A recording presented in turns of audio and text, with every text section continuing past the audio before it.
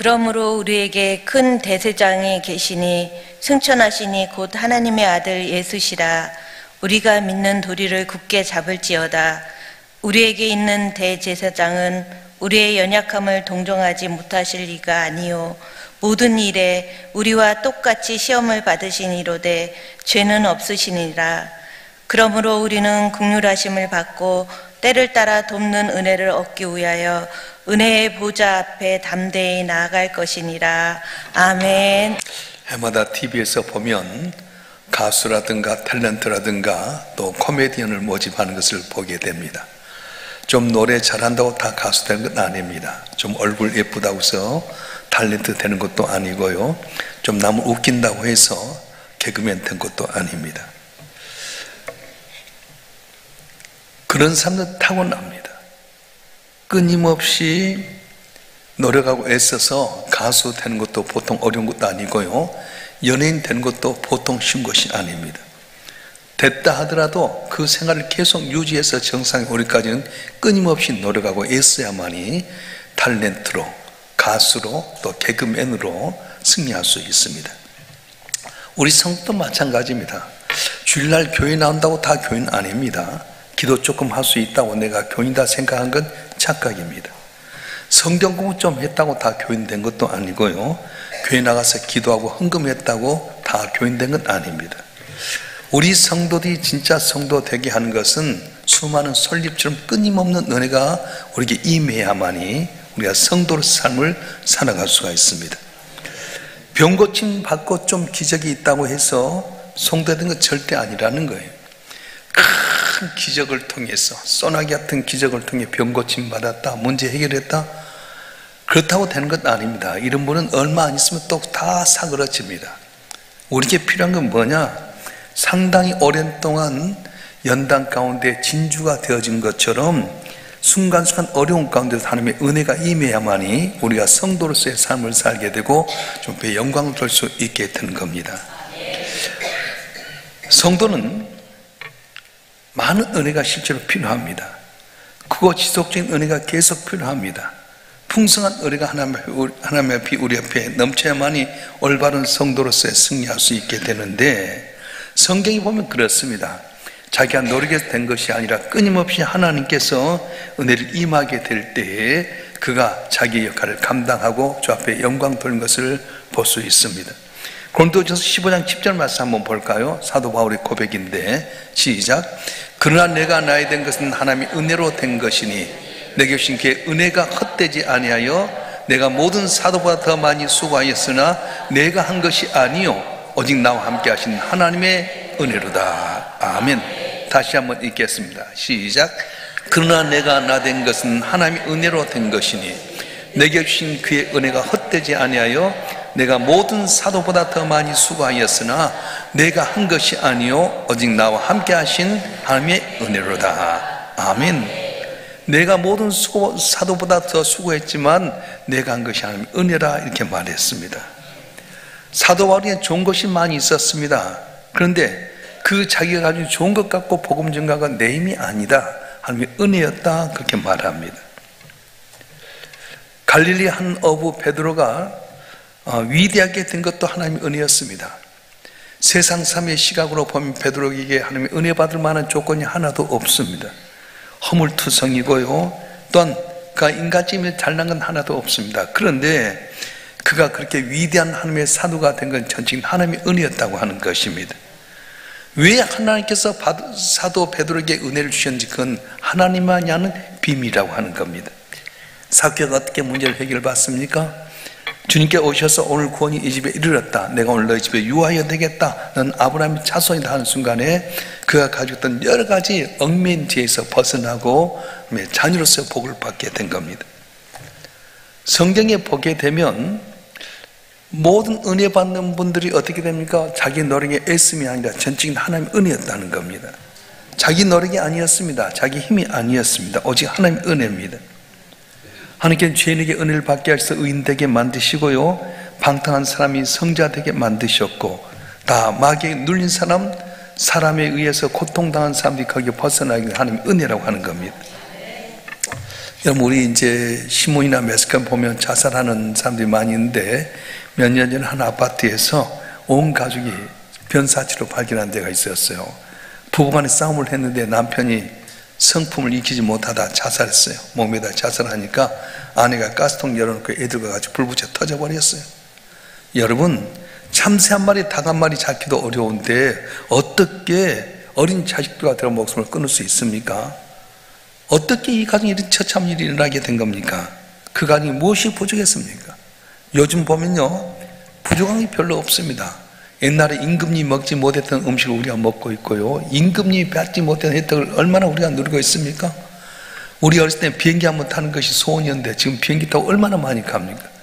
동네에 자동차 한 대만 오면 다 나와서 자동차 구경. 지금 집에 차가 2대, 3대씩 있는 거 보면 너무 풍성하지 않습니까? 그러면 뭐가 없는 것입니까? 하나님의 은혜가 없어서 그렇다는 겁니다.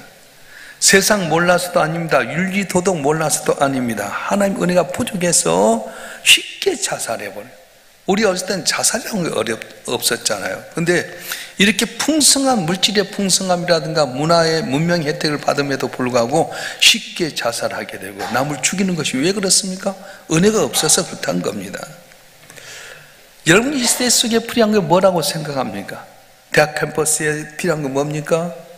여러분, 정치계, 교육계 필요한 것이 뭐라고 생각합니까? 제약이 가능한 이 땅에 무엇이 과연 필요하다고 생각합니까? 바로 하나님의 은혜입니다. 우리보다 몇 배나 앞장섰던 나라도 가보면 하나님의 은혜 아니면 살 수가 없습니다. 우리가 지금 알다시피 러시아하고 또 이렇게 전쟁이 우크라이나 같은 것도 보면 우크라이나는 세계 곡창의 70%를 거기서 밀을 수출했잖아요. 그런데 은혜가 떨어져 버리니까 침략당하게 되고 어렵게 되는 거예요. 성경은 하나님의 은혜로 살아야 한다고 말씀합니다. 그런데 은혜 2가지 은혜가 있는데요, 첫째는 전적인 하나님의 은혜입니다. 하나님만 주신 은혜입니다. 인간이 힘이나 노력으로 된 것이 아니라 전적인 은혜로 되는 거예요. 어린 애들이 자기가 태어나고 싶어 태어난 것이 아니라 부모의 사랑에 의해서 이 땅에 태어나게 되는 것처럼 내가 노력하고 애써서 된 것이 아니라 전적인 하나님의 은혜로 말미암아 되는 것인데, 그게 뭐냐? 예수를 나의 구주로 믿으면 얻는 구원. 이 구원은 내 힘으로 되지 않습니다. 내가 죄신 받고 하나님의 자녀가 되는 귀한 은혜는 전적인 하나님의 은혜라고 하는 거예요. 살다 보면 우리는 어려울 때가 한두 번이 아닙니다. 근데 내 힘대로 살아갑니까? 아니에요. 어떤 화가가 있었는데 그에게 초등학교 1학년 다니는 아이가 있었어요. 학교를 갔다 숙제가 뭐냐면 하얀 도화지에다가 물감을 갖고 풍경화를 그려오너라. 근데 초등학교 1학년 애가 무슨 물감 갖고 그림 그리겠어요? 얘가 듬뿍 물감 뭉쳐갖고 딱 오는데 하얀 도화지에다 이 물감이 뚝 떨어졌어.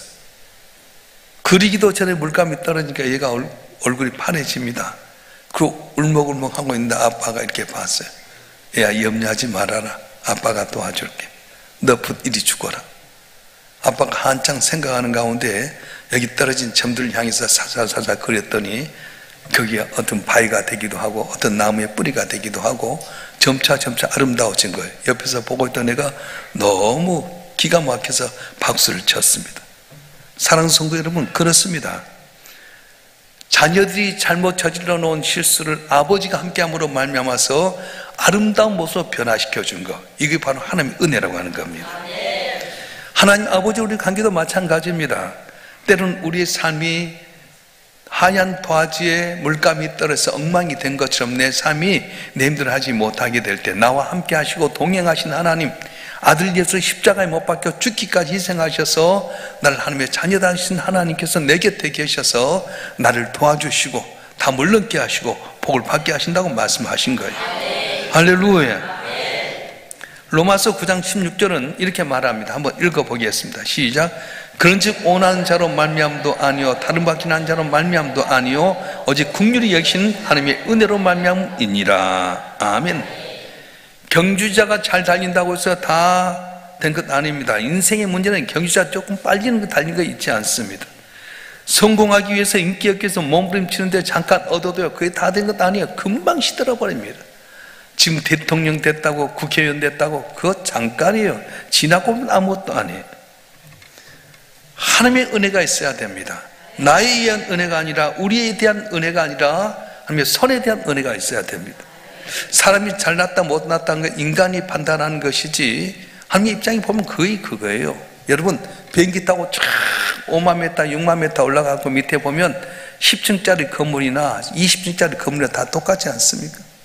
1000m짜리 산이나 3000m짜리 산이나 다 위에서 보면 다 똑같은 거예요. 우리가 특별한 사람, 똑똑한 사람이 어디 있겠습니까? 잘나도 조금 잘난 거고요, 또 어렵다 조금 어려운 거예요. 하나님의 은혜가 있어요. 로마서 9장에 보면 하나님께 에서와 야곱 두 형제가 있는데요, 야곱의 모습은 어떻습니까? 야곱의 모습은 내놓은 것이 하나도 없습니다. 둘째 아들로 태어났죠. 마마 보이죠. 항상 연약하죠. 거기에 비해서 형 에서는 남자답습니다. 사냥도 잘합니다. 아버지 이삭이 볼 때, 에서를 볼 때, 저 녀석은 앞으로 살아갈 때 괜찮겠다. 야곱 저 녀석을 볼 때 어떻게 이 험한 세상 살아가느냐. 그런데 성경 뭐라고 말합니까? 하나님 에서는 버렸고 야곱을 사랑하셨다는 거예요. 이유가 뭡니까? 야곱은 자기 힘대로 살 수 있는 힘이 없다 보니까 언제나 하나님 은혜를 구하고요, 할 수만 있으면 장자의 복을 받기를 사모해서 은혜를 주셨어요. 근데 에서는 어떻습니까? 하나님의 장자 그 필요 없다는 거예요.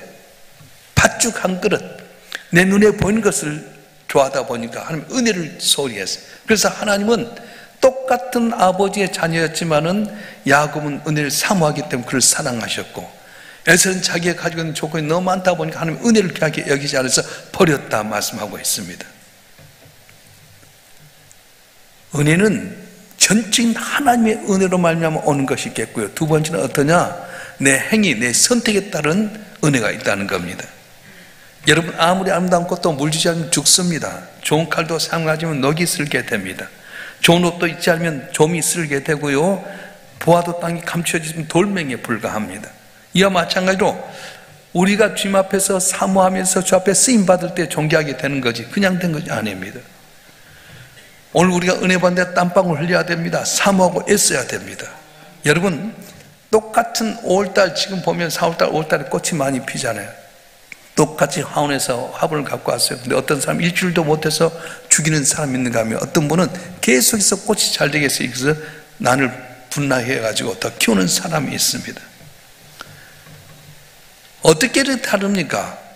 똑같은 화분을 갖고 왔음에도 불구하고 정성을 다해서 갖고 있는 사람은 그 화분이 계속 번창하지만 관심 없이 소홀히 하면 죽는다는 겁니다.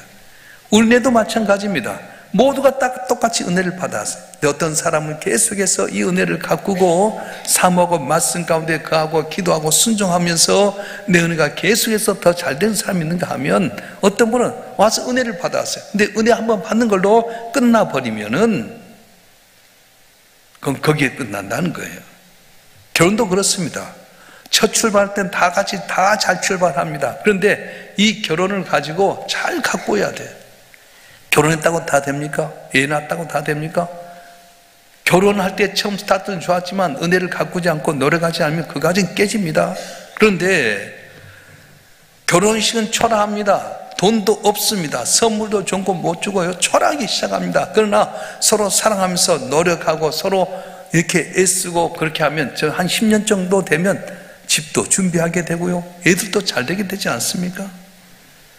우리가 하나님의 은혜로 말미암아 구원받았습니다. 하나님의 선택받았습니다. 그런데 내 선택에 따라서, 내 학에 따라서 아브라함의 복을 받기도 하고 롯의 복을 받기도 한다는 거예요. 똑같이 은혜를 받았어요. 하란 땅을 떠나서 하나님 앞에서 나와서 갔는데, 롯은 어떻습니까? 눈에 보이는 물된 동산 같은 수할 땅을 향해서 떠났습니다. 근데 아브라함은 어떻습니까? 주의 말씀 따라 산다는 거예요. 저와 여러분 한 분 한 분 마찬가지입니다. 이제 똑같이 은혜를 받는 것 같지만 내가 이 은혜를 어떻게 관리하느냐에 따라서 내 삶이 축복된 삶이 될 수도 있고 불행의 삶이 될 수도 있다는 거예요. 가룟 유다 제자들의 삶도 마찬가지입니다. 가룟 유다는 스스로 주님께서 건지를 해도 은혜가 없는 어두운 곳을 향해 떠났다가 결국은 불행한 삶으로 끝났어요. 성도는 말이라고 다 하는 것 아닙니다. 먹는다고 다 먹는 것도 아니고요, 간다고 다 가는 것 아닙니다. 왜 그렇습니까? 우리가 안 되는 건 안 해야 된다는 거예요. 할 건 해야 되지만 안 할 건 안 해야 된다는 거예요. 할렐루야. 끊임없이 성경을 통해 우리에게 주신 말씀은 하나님만 의지해라, 좋은 말해라, 칭찬해라, 덕을 세우라 하는데 그걸 못하다 보니까 메아리처럼 내게 그대로 오는 거예요. 조금 더 잘하고 못한 건 누구에 달려있습니까? 내 행위에 달려서 금방 차이가 납니다. 하나님께 조금 더 기도한 것과 덜 기도한 것 지금 모르는 것 금방 차이 납니다. 주일 지키고 사는 것과 안 지키고 사는 것 지금 모르는 것은 그냥 금방 태가 납니다. 하나님은 어떤 자에게 은혜를 주고 복을 주십니까? 가까이 하는 자, 사모하는 자, 주의 뜻대로 살려고 노력하는 자에게 하나님이 은혜를 주시고 복을 주실 줄로 믿습니다. 왜 우리가 온 가족 새끼들한테 이렇게 나와야 되는 겁니까? 주님의 은혜를 사모하고 내가 주 앞에 주신 은혜를 잘 가꾸게 되면 우리에게 좋은 걸 줄 원하신 하나님, 아들 예수를 십자가에 못 박혀주기까지 내어주신 그 하나님께서 그 아들과 더불어서 좋은 걸 주신다고 했는데, 여러분 한 분 한 분이 언제나 말씀을 사모하고 순종하고 받은 은혜를 잘 가꿈으로 말미암아 복을 받는 여러분들에게 주님 축원합니다. 그래서 은혜 받는 건 내 학에 따라 달라요. 구원의 은혜를 예수 믿으면 다 줍니다. 그건 하나님께 주셔야만 구원받을 수 있어요. 그러나 축복은 어디에 있습니까? 내 학에 따라 다르다는 거예요. 한국교회 위기가 왔습니다. 코로나19로 말미암아서 처음에는 교회 못 나오고 하니까 이래서는 안 되겠다 했던 분들이 1년, 2년, 3년 지나면서 집에서 예배드리기 시작하고 인터넷에서 예배드리기 시작하고 모여서 기도하는 걸 게을리하다 보니까 지금 위기가 왔어요. 어떻게 해야 복을 받습니까?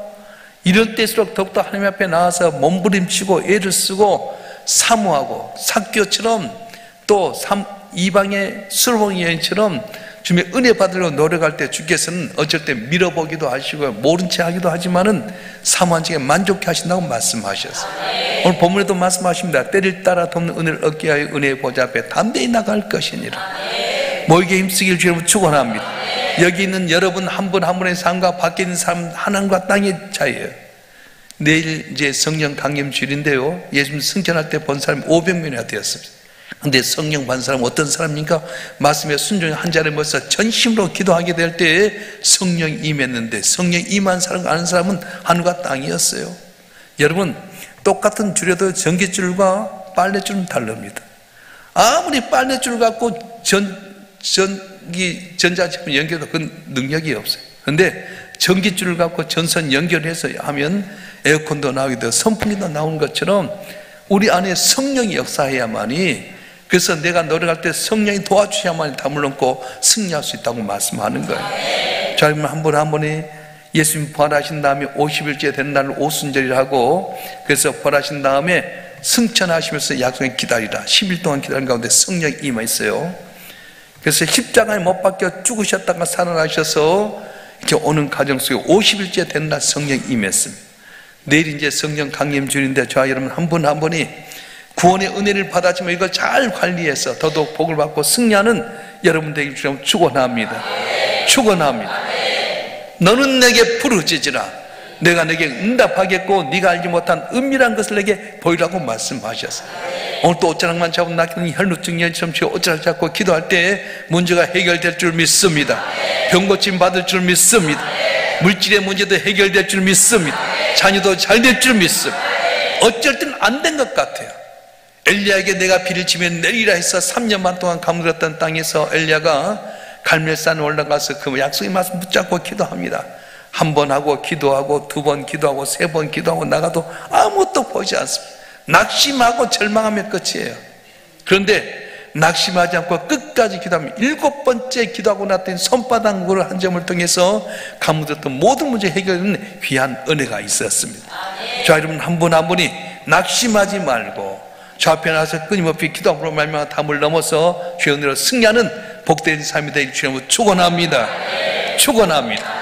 우리 주신 말씀 붙들고 주여 내게 은혜를 주시옵소서. 준 은혜로 말미암아 100배 복 받게 하여 주시옵소서. 100세의 건강의 복을 주시옵소서. 100억의 복을 주시옵소서. 구체적으로 여러분 소원을 갖고 주여 삼창하고 통수로 기도하겠습니다.